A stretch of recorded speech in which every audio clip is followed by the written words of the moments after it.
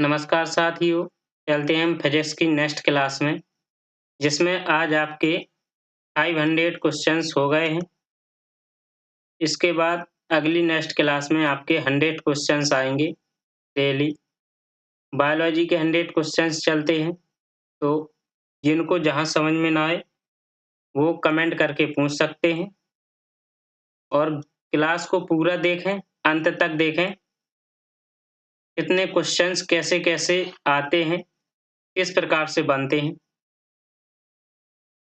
जिन्होंने अभी तक सब्सक्राइब नहीं किया है, वो सब्सक्राइब कर लें और क्लास को शेयर करें। इस क्लास का फर्स्ट क्वेश्चन देखें। एक राइफल से गोली चलाई गई। यदि राइफल बिना किसी रोक के पीछे की ओर आती है, तो राइफल की गतिज ऊर्जा क्या होगी? तो राइफल की गतिज ऊर्जा गोली की गतिज ऊर्जा से कम होगी। जो गोली की गतिज ऊर्जा होती है, उसकी गतिज ऊर्जा से राइफल की गतिज ऊर्जा कम होती है। क्योंकि ये न्यूटन के तृतीय नियम के अनुसार होती है कि जब हम किसी पिंड पर जितना बल लगाते हैं, तो वापस उतना ही बल लगाती है वो। तो जैसे ही हम राइफल चलाते हैं, तो उसका जो गोली की गतिज ऊर्जा होती है, उससे राइफल की कम होती है, क्योंकि इसकी में क्रिया और प्रतिक्रिया बल भी इसे कहा जाता है। तो यही कारण है कि बंदूक की गोली चलाने से चलाने वाले को पीछे की ओर धक्का देती है। बंदूक की गतिज ऊर्जा जो होती है, तो गोली की गतिज ऊर्जा से कम होती है। तो ऑप्शन नंबर ए इसका करेक्ट हो जाएगा आंसर, राइट आंसर हो जाएगा। द्रव्यमान और त्वरण के गुणनफल को क्या कहा जाता है? तो द्रव्यमान और त्वरण के गुणनफल को बल कहा जाता है। ऑप्शन नंबर डी इसका राइट आंसर हो जाएगा, बल। बल बराबर होता है द्रव्यमान द्रव्यमान गुणनफल त्वरण, यानी इसको कहते हैं F बराबर m इंटू ए। बल का मात्रक क्या होता है? वो न्यूटन होता है। बल का मात्रक न्यूटन होता है। देखते हैं कि जो न्यूटन के द्वितीय नियम के अनुसार ये होता है कि किसी वस्तु पर कोई बाह्य बल आरोपित होता है, तो वस्तु में बल की दिशा में जो उत्पन्न त्वरण होता है, तो आरोपित बल के समानुपाती होता है और द्रव्यमान के व्युत्क्रमानुपाती होता है। ओके, नेक्स्ट क्वेश्चन है, निम्नलिखित में से कौन सा उदाहरण न्यूटन के गति विषयक तृतीय नियम की व्याख्या करता है? तो न्यूटन के गति विषयक नियम तृतीय नियम की व्याख्या कौन करता है? तो वो रॉकेट लॉन्च करना। जब हम रॉकेट लॉन्च होता है तब, तो न्यूटन के गति विषयक तृतीय नियम की व्याख्या के हिसाब से होता है। जैसे यदि कोई वस्तु किसी दूसरी वस्तु पर बल लगाती है, तो दूसरी वस्तु भी पहली वस्तु पर उतना ही बल विपरीत दिशा में लगाती है, जितना कि वह वस्तु बल लगाती है। जैसे बंदूक से गोली चलाने पर बंदूक का पीछे की ओर धक्का देना, रॉकेट लॉन्च करना। ऑप्शन नंबर ए इसका राइट आंसर हो जाएगा। जब एक नाविक आगे की दिशा में कूदता है और तब नाव पीछे की तरफ हट जाती है, यह उदाहरण न्यूटन के कौन से नियम को दर्शाता है? तो कौन से नियम को दर्शाता है? न्यूटन यानी गति का तीसरा नियम। जैसे किसी राइफल से या बंदूक से गोली चलाती है, तो उसी प्रकार से है कि जब नाविक या हम किसी नाव पर कूदते हैं, तो नाव पीछे की तरफ हट जाती है। तो यह उदाहरण न्यूटन का गति का तीसरा नियम है। ऑप्शन नंबर सी इसका राइट आंसर हो जाएगा। रॉकेट लॉन्चिंग कौन से नियम पर आधारित है? तो न्यूटन का गति का तृतीय नियम है। ऑप्शन नंबर ए इसका राइट आंसर हो जाएगा, ए। दोनों वस्तुओं के मध्य का बल हमेशा बराबर और विपरीत होता है।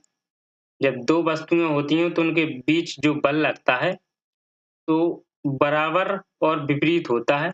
यह विचार न्यूटन के किस नियम के रूप में दिया गया है? तो यह न्यूटन की गति का तीसरा नियम है जो उसके अनुसार ये दिया गया है। ऑप्शन नंबर ए इसका राइट आंसर हो जाएगा।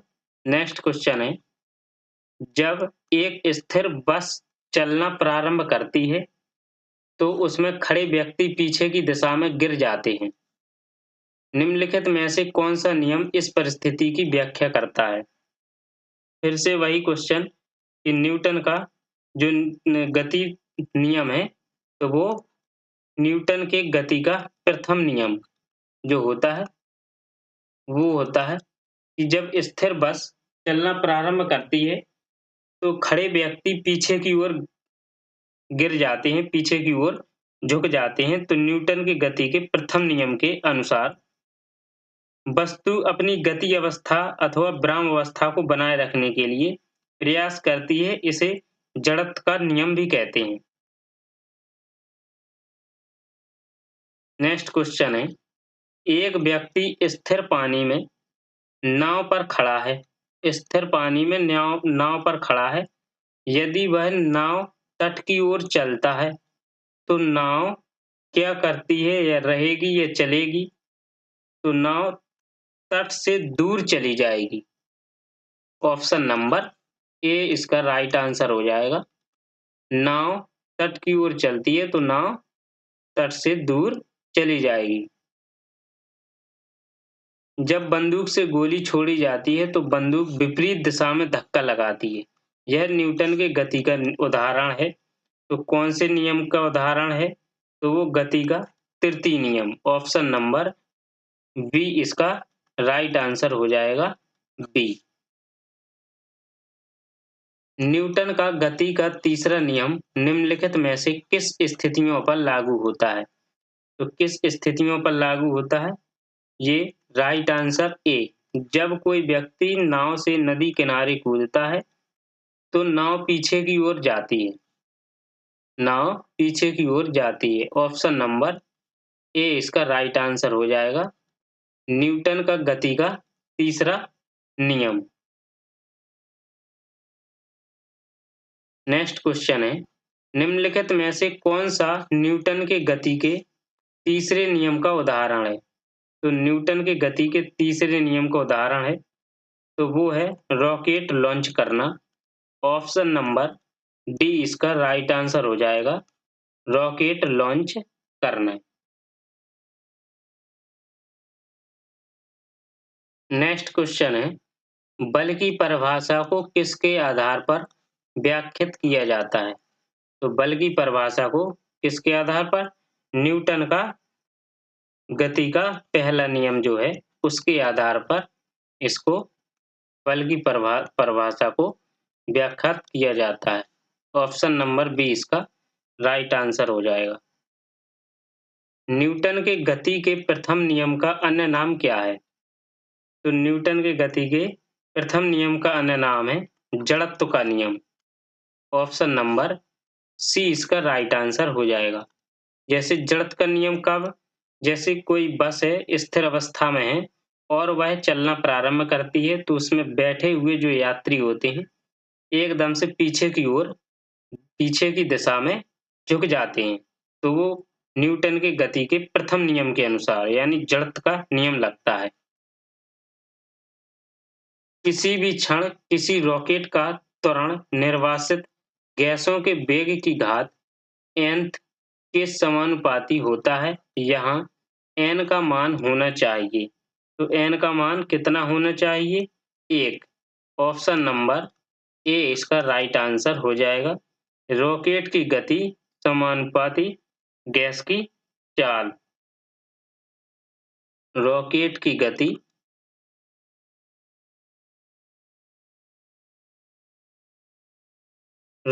गति समानुपाती गैस की चाल। गैस की चाल। तो जहाँ n बराबर कितना हो जाएगा? 1 हो जाएगा। ऑप्शन नंबर ए इसका राइट आंसर हो जाएगा। एक 70 किलोग्राम का आदमी 50 न्यूटन के बल से एक 50 किलोग्राम के आदमी को धक्का देता है। 50 किलोग्राम वाले आदमी ने दूसरे व्यक्ति को कितने बल से धकेला है? तो वो निकालना है। तो कितने बल से? 50 न्यूटन के बल से। देखिए, इसमें ध्यान दीजिए कि 70 किलोग्राम का एक आदमी 50 न्यूटन के बल से एक 50 किलोग्राम के आदमी को धक्का देता है। 50 किलोग्राम वाले आदमी ने दूसरे व्यक्ति को कितने बल से धकेला? तो कितने बल से धकेला? 50 न्यूटन। Option number A.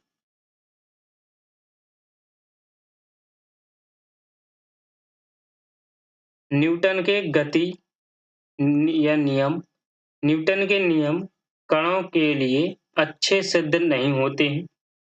तो अच्छे सिद्ध नहीं होते हैं वो प्रकाश के वेग के साथ तुलनीय वेग में गति करने पर तुलनीय वेग में गति करने पर अच्छे सिद्ध नहीं होते। आकर्षण के गुरुत्वाकर्षण बल के अभाव में रॉकेट पर प्रणोद होता है तो होता है स्थिर होता है। ऑप्शन नंबर डी इसका राइट आंसर हो जाएगा। स्थिर। स्थिर या गतिज अवस्था में परिवर्तन का प्रतिशोध करने की एक वस्तु की प्रवृत्ति को कहा जाता है।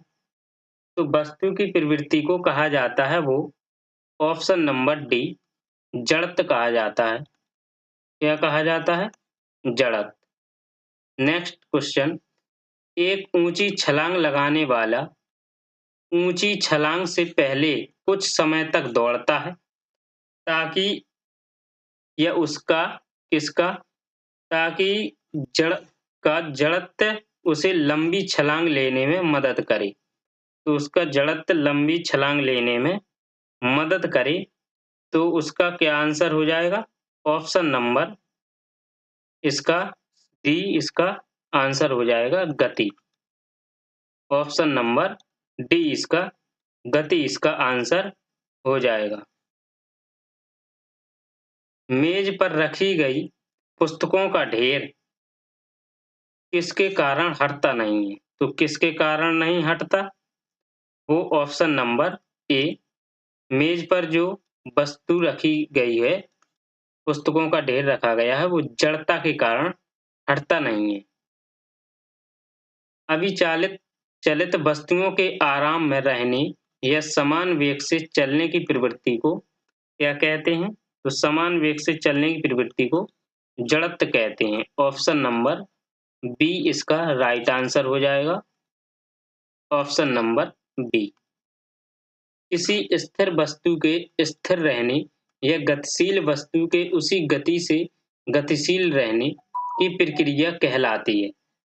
तो गतिशील वस्तु के उसी गति से गतिशील रहने की प्रक्रिया वो कहलाती है आपकी जड़त्व।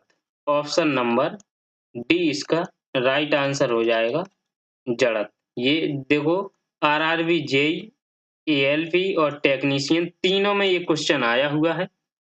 तो ये मान के चलिए ये बहुत ही इम्पोर्टेंट क्वेश्चन है जो आ सकता है। कि ये क्वेश्चन ध्यान दीजिए।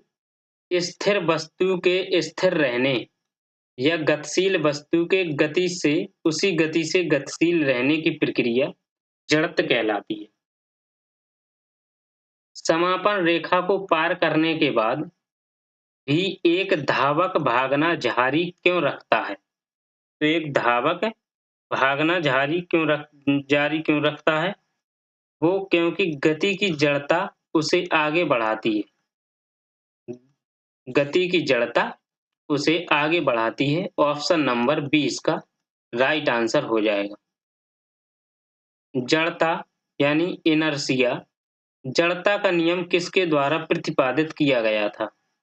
तो जड़ता का नियम किसके द्वारा प्रतिपादित किया गया था? ऑप्शन नंबर ए इसका राइट आंसर हो जाएगा। आइजैक यानी न्यूटन, आइजैक न्यूटन के द्वारा प्रतिपादित किया गया था।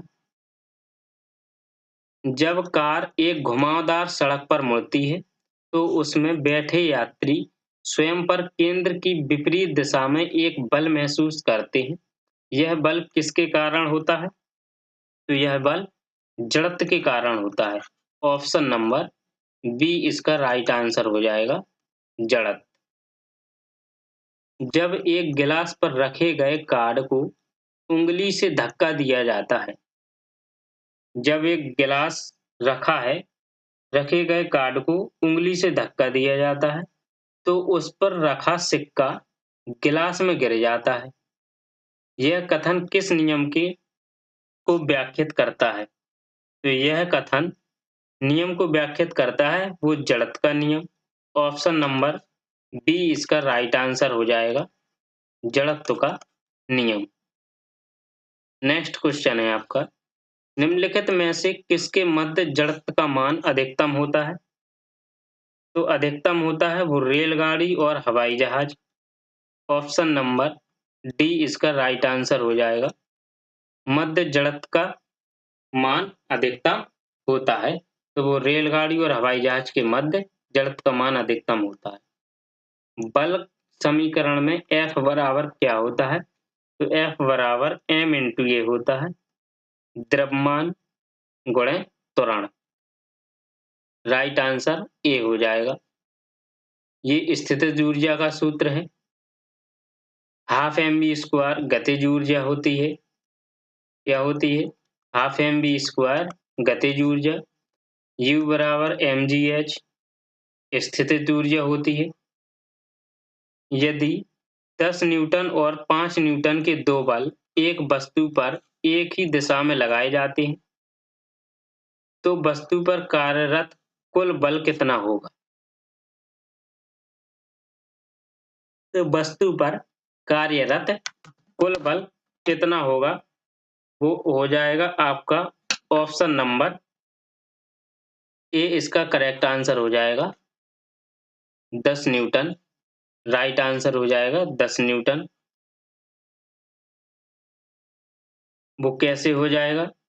परिणामी बल कुल बल निकालना है, कैसे निकालेंगे हम?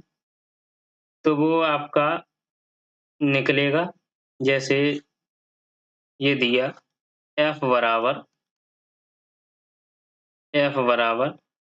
F1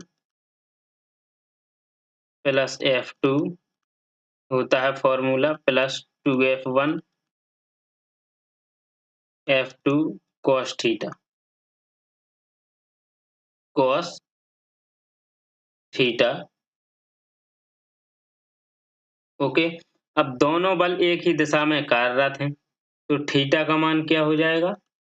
0। यानी तो cos थीटा cos 0 का मान कितना हो जाएगा? cos 0 का मान 1 होता है तो 1 आ जाएगा। तो यहाँ आ जाएगा F बराबर रूट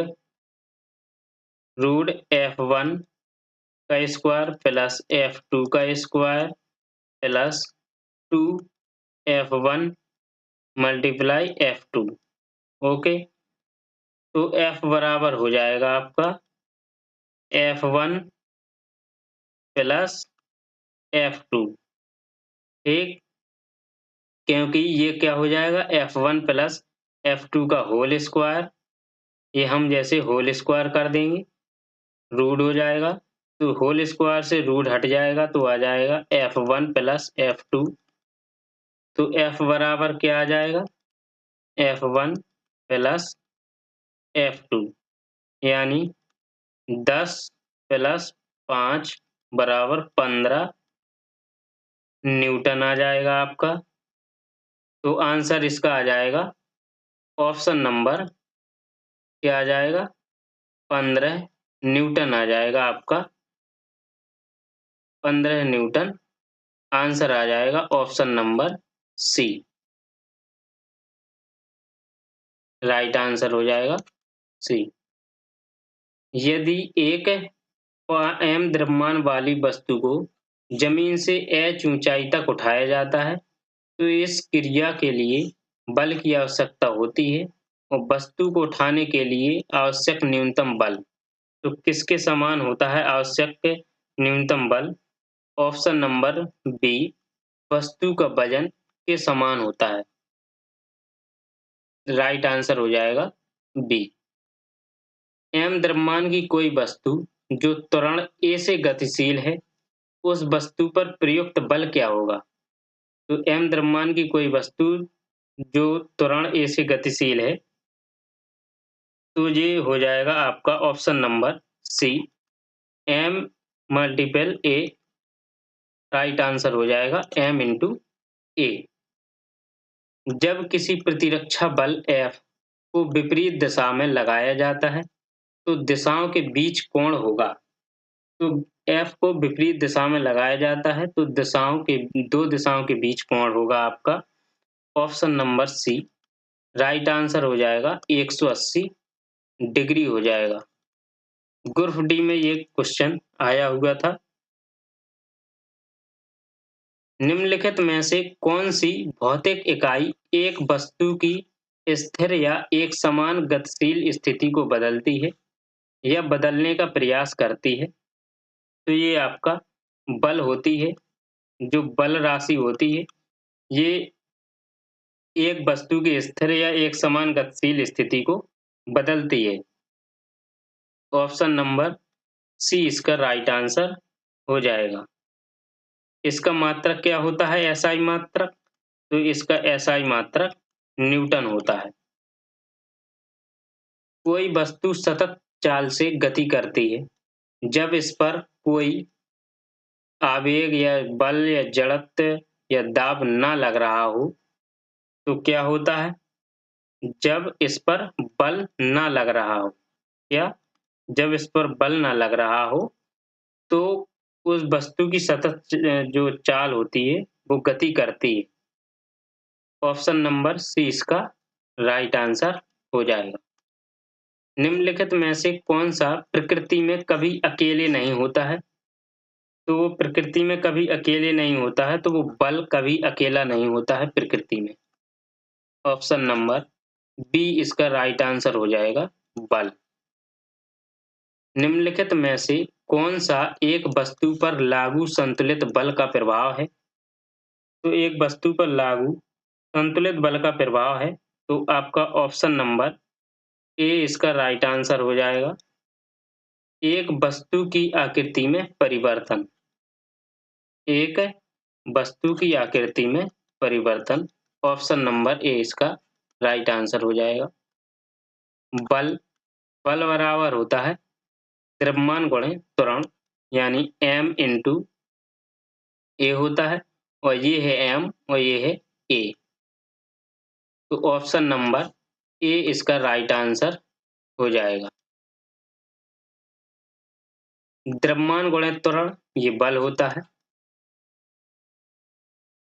प्रतिबल का प्रभाव निम्नलिखित में से किस पर निर्भर करता है? तो प्रतिबल का प्रभाव निम्नलिखित में से किस पर निर्भर करता है? तो वो आपका करता है डी पर, यानी क्षेत्रफल पर करता है। ऑप्शन नंबर डी इसका राइट आंसर हो जाएगा। प्रतिबल क्या होता है? प्रतिबल बराबर होता है आपका बल बटे अनुप्रस्थ क्षेत्रफल F अपॉन ए। इसका एसआई मात्रक क्या होता है? तो प्रतिबल का एसआई मात्रक होता है, एसआई मात्रक ये होता है न्यूटन प्रति मीटर स्क्वायर। न्यूटन प्रति मीटर स्क्वायर यानी newton metre minus 2। Next question है आपका, मुक्त रूप से गति करने में सक्षम 40 किलोग्राम द्रव्यमान की एक वस्तु पर जब 10 न्यूटन का बल लगाया जाए, तो निम्न में से कौन सा कथन लागू होगा? तो कौन सा कथन लागू होगा? वो ऑप्शन नंबर सी, निकाय 1 मीटर प्रति सेकंड स्क्वायर के त्वरण से गति करेगा। ऑप्शन नंबर सी इसका राइट आंसर हो जाएगा। कैसे? वो F बराबर जैसे होता है m इंटू ए, ठीक है? तो न्यूटन कितना दिया है? F कितना दिया है? 10। m कितना दिया है 10, a निकालना है हमें, तो a का मान कितना आ जाएगा 1 मीटर प्रति सेकंड स्क्वायर। निकल आया, तो निकाय कितना हो जाएगा इसका 1 मीटर प्रति सेकंड स्क्वायर के त्वरण से गति करेगा। यदि एक वस्तु दोनों सिरों से पकड़कर खींची जाती है, तो उस पर लागू बल को क्या कहा जाता है? यदि दोनों सिरों से पकड़कर खींची जाती है, तो उस पे जो बल लगता है, उसे खिंचाव बल कहते हैं। ऑप्शन नंबर डी इसका राइट आंसर हो जाएगा, खिंचाव बल। एक स्थिर बल 2 सेकंड की अवधि के लिए 5 किलोग्राम द्रव्यमान की वस्तु पर कार्य करता है। यह वस्तु के वेग को 4 मीटर प्रति सेकंड से 7 मीटर प्रति सेकंड तक बढ़ा देता है। प्रयुक्त बल की मात्रा ज्ञात करें। तो प्रयुक्त बल की हमें मात्रा ज्ञात करनी है, तो कैसे निकालेंगे हम? ये द्रव्यमान जो होता है m, वो कितना दिया 5 किलोग्राम, तो F बराबर लगाएंगे हम m इंटू a। ठीक, a बराबर क्या होता है? a बराबर होता है b minus u upon t। तो हमें F बराबर यहाँ रखना है m multiple b minus u upon t। Okay, हमने रखा F बराबर, तो m का मान कितना है 5, v का मान 7 दिया है, माइनस u का मान दिया है 4 अपॉन t का मान कितना दिया है 2 सेकंड। ठीक, तो आपका कितना आ जाएगा 7 में से 4 3, तो ये आ जाएगा 7.5 न्यूटन। ऑप्शन नंबर सी इसका राइट आंसर हो जाएगा, सी। नेक्स्ट क्वेश्चन है, 30 मीटर प्रति सेकंड के वेग से गतिमान 100 किलोग्राम द्रव्यमान की एक क्रिकेट गेंद को एक खिलाड़ी द्वारा 0.05 सेकंड में रोक दिया जाता है। खिलाड़ी द्वारा लगाया गया औसत बल क्या है? तो खिलाड़ी द्वारा लगाया गया औसत बल ये हमें निकालना है। तो संवेग में परिवर्तन निकालेंगे पहले हम। कैसे? संवेग में परिवर्तन, तो संवेग में परिवर्तन m a का हो जाएगा v माइनस u। तो संवेग में परिवर्तन, तो 0.1 ये हो जाएगा 0 माइनस 30। ठीक है, तो कितना आ जाएगा -3 -3 आ गया संवेग में परिवर्तन। तो संवेग में परिवर्तन बराबर आवेग बराबर, तो यही आवेग हो जाएगा। क्या हो जाएगा? यही आवेग हो जाएगा। अब आवेग निकालना है, तो आवेग क्या होता है? आवेग बराबर होता है, आवेग बराबर आवेग बराबर हो जाएगा औसत बल इंटू औसत बल मल्टीपल समय t हो जाएगा। तो औसत बल हमें निकालना है, तो औसत बल बराबर आवेग आवेग अपॉन t हो जाएगा। तो आवेग कितना दिया? आवेग दिया -3, t कितना दिया 0.05, तो आ जाएगा ये 60 न्यूटन। ऑप्शन नंबर सी इसका राइट आंसर हो जाएगा, 60 न्यूटन। एक 2 किलोग्राम की वस्तु 4 मीटर प्रति सेकंड स्क्वायर के त्वरण से गति कर रहा है। इस पर लगने वाला कुल बल है। तो इस पर लगने वाला कुल बल हमें निकालना है, तो यानी F निकालना है। तो F बराबर क्या होता है? m multiple a।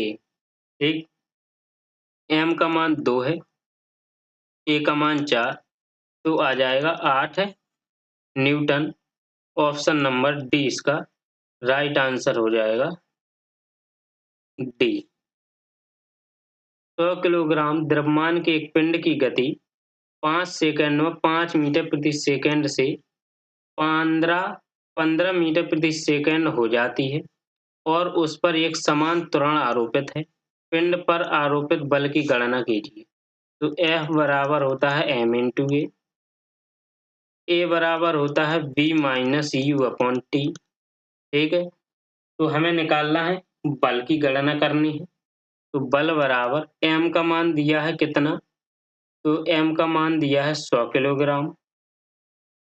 A का मान, तो A का हम ये फॉर्मूला लगाएंगे। ठीक, तो V का मान कितना दिया है 15 हो जाती है। ठीक है, और U का मान कितना दिया है 5 मीटर प्रति सेकंड से, तो यानी प्रारंभिक वेग कितना है 5 मीटर प्रति सेकंड और अंतिम वेग 15 मीटर प्रति सेकंड अपॉन समय कितना है 5 है। कितना है समय 5,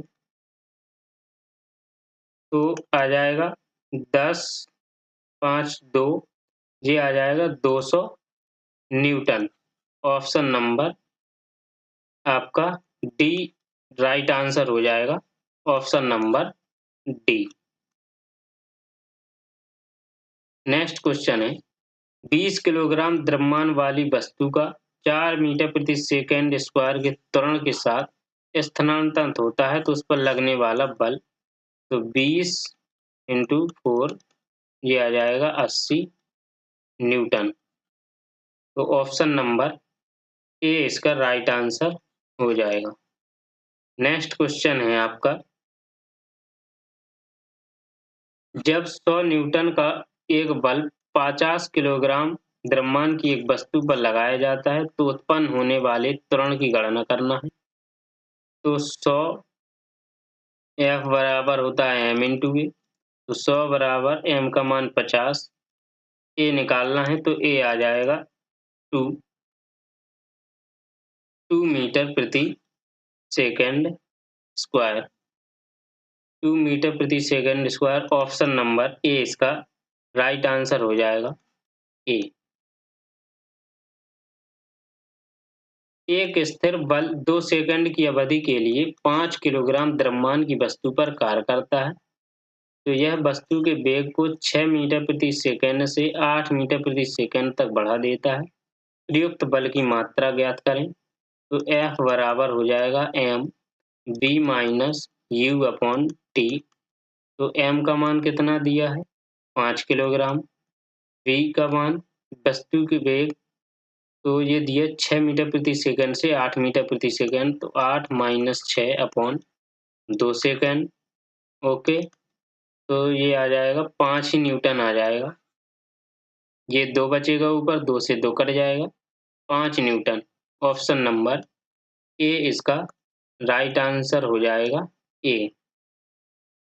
ठीक, नेक्स्ट क्वेश्चन हो जाएगा आपका, यदि 25 किलोग्राम के द्रव्यमान वाली कोई वस्तु 8 मीटर प्रति सेकंड के समान त्वरण के साथ गतिमान है, तो वस्तु द्वारा लगाया गया बल, तो वस्तु द्वारा लगाया गया बल है आपका F बराबर होता है m इंटू ए। m का मान कितना है 25, a का मान 8, 25 अट्ठे 200 न्यूटन। ऑप्शन नंबर ए हो जाएगा right answer. Next question, next last, किसी पदार्थ पर इतना कौन सा कार्य करने के बावजूद भी उसके आकार में परिवर्तन न होने का गुण कहलाता है, तो ये हो जाएगा आपका बाह्य बल दृढ़ता। बाह्य बल और दृढ़ता कार्य करने के बावजूद भी उसके आकार में परिवर्तन न होने का गुण कहलाता है। तो जिसको भी ये क्लास आपको अच्छी लगी हो, तो क्लास को सब्सक्राइब करें, चैनल को सब्सक्राइब करें, क्लास को लाइक करें और शेयर भी करते रहें और डेली क्लास अटेंड करें। और जहाँ जिसको समझ में ना आए वह आप पूछ सकते हैं। ओके।